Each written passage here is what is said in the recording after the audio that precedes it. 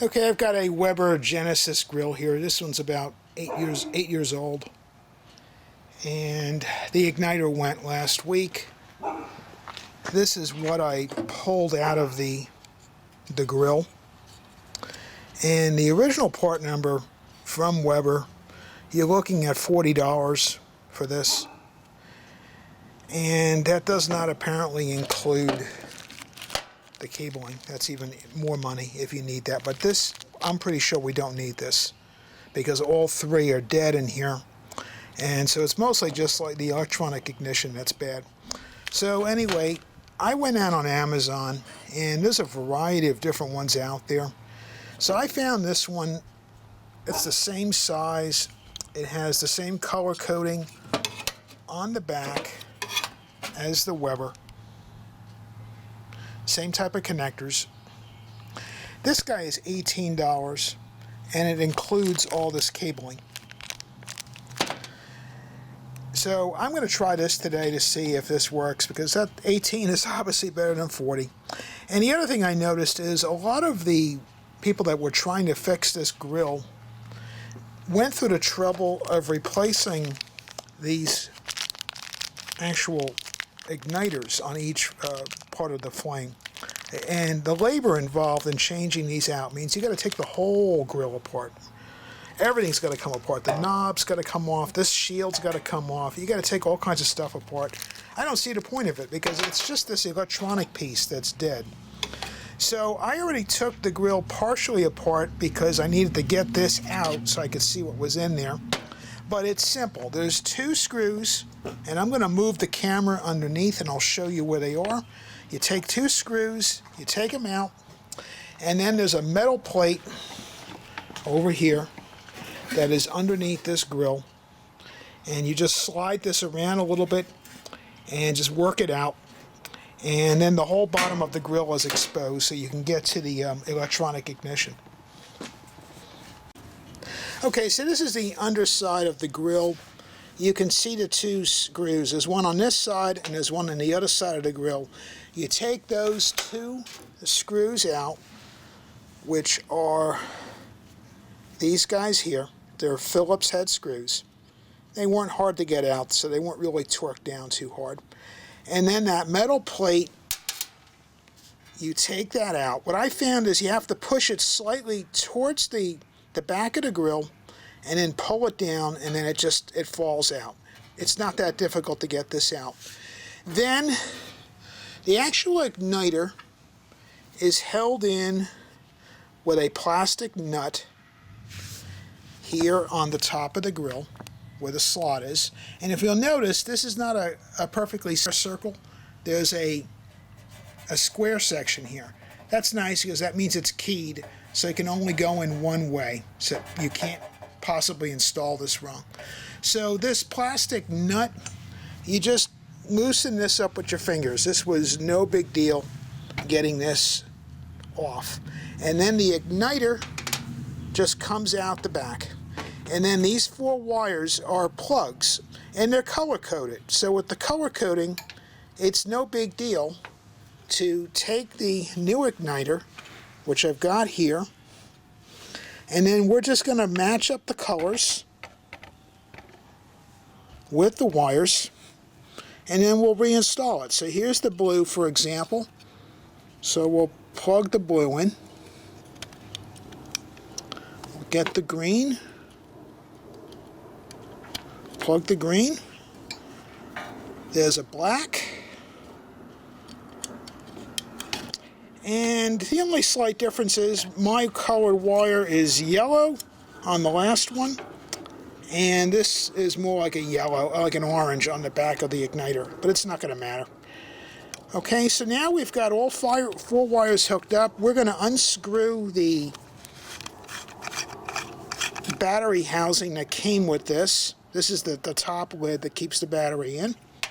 It comes with another nylon nut. So we'll take their nut off.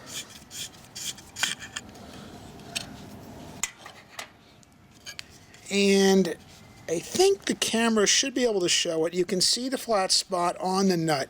It's right here. So we want to line the flat spot with this tube with the flat spot on the front of the grill, which is going to be going towards the left side of the grill, looking at the front of it. And we're going to work this in.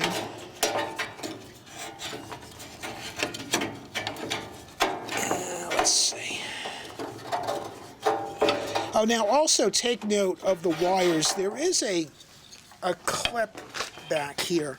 So make sure that the wires stay on the clip, because if they don't stay on the clip, they could be rubbing against the hot metal, and that would not be good. So make sure when you reinstall these that those wires stay on the clip.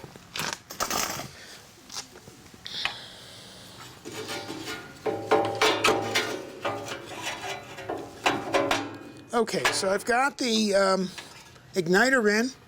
I'm going to take the plastic nut, which I know you can't see on the camera right now. Let's see if we can move that out a little bit. There we go. So we'll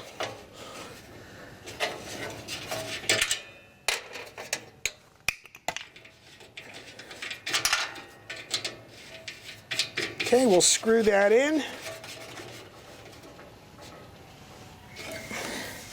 And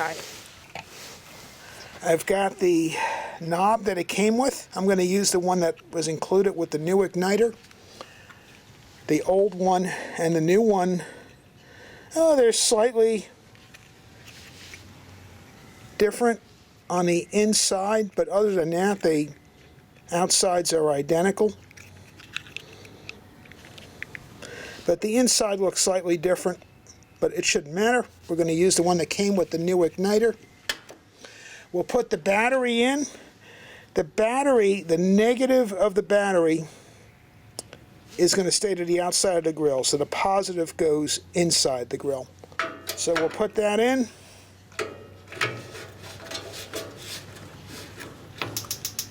And I don't know if you can hear it. Let me get the camera closer. You can hear it clicking, so it's igniting. So that was the whole problem. So what's really great here is you don't have to take this whole piece off. And then there's other pieces underneath this that would have to be removed. It's not necessary. The only thing that was broken is the electronic ignition here. So this is a real easy fix, and for 18 bucks, it's well worth it over spending $40.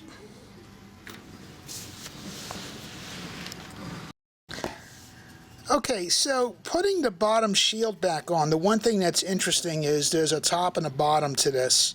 So the way you know what's the top and the bottom, right now this is the top. This flared metal here has to go upward. Alright, so this is the top side of the piece, and if you look at the end of the piece, there's these tongues here. They go upward. Okay, so when you're going to put this in, this is the direction it's going in, and it's going to go in this way. It's probably going to be a little bit harder to get this in than it was to get it out. So we'll try this next.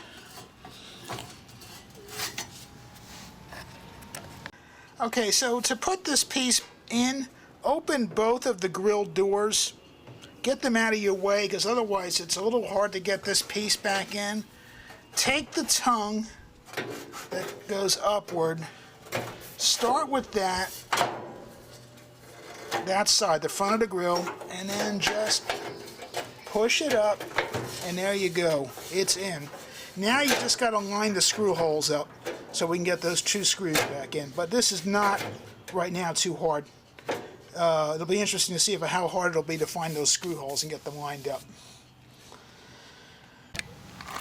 Okay, to get the screws in, close the doors. Once you've got that shield reinstalled, close the doors. Otherwise, you can't get your screwdriver in there to put these Phillips screws back in. Okay, so the next step, or not the next step, but while I had my grill apart, I knew that my heat shields were going. These are the flavor bars. I've already replaced these. They went a while ago. But my heat shields are in really bad shape, as you can see. They've been pretty corroded. Well, they're dirty also. But when I was buying the igniter on Amazon, this showed up as what other members had bought, customers. And these are stainless steel heat shields. And they're really nice. I believe they were either 22 or $24. I'll put the link on the Amazon for that also. And these are aftermarket. These are not made by Weber. So I'm going to replace these while I've got the grill apart. These are easy. You don't need any tools. You just need some gloves because this is pretty messy work. So you just take your flavor bars off, which just lift up like this. All right, and you get this out like that. And definitely want to throw this someplace where it doesn't make a mess. And then you just drop this new one in and then line it up. There's two bumps here.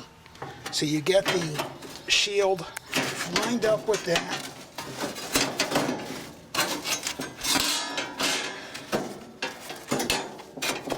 And you're done. It just sits in there. All right, so there's two shields in this particular grill. So we'll take the flavor bars out of this one on this side.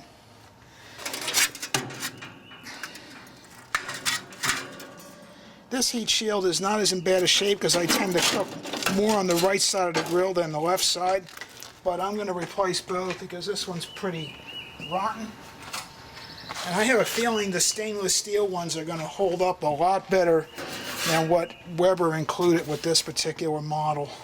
Because most of my parts in here are porcelain. And my porcelain grates went very quickly in this grill, and then I replaced them with stainless steel grates probably 5 years ago already. And the stainless steel grates have been perfect. They haven't worn out at all. So now we've got two stainless steel heat shields in there, and this thing hopefully will last a few more years. Okay, so it's time to test the grill. I'm going to turn on one of the burners. I usually go about half, and no problem, start it right up. So for 18 bucks, you can get your igniter going again so you don't have to use a manual lighter on the grill. And this was a fast repair, no big deal. Okay, so this is the part I bought on Amazon, and it's $17.99. It ships from Amazon. It's sold by somebody else. And it's fine. I mean, as you can see, it has the color coding on it, just like the Weber part does. The knob and everything else fit perfectly. It uses the same size battery, a AA. And as it says here, this is not compatible with the Genesis 2. Mine was a Genesis grill. And it was a great fit, great price. I got it in 3 days, and I'm happy. Okay, so here is what's actually called the heat deflectors. I was calling them the heat shields. And this is compatible with a bunch of the Genesis grills from Weber. And it's $22.99. They're stainless steel. And they fit easily into the grill. And this was also worth buying these if yours are all beat up like mine were. My grill was 8 years old, so I got my money's worth out of the first set. So overall, for a few bucks, you can get your Weber grill in good shape and get those burgers and steaks back going on it.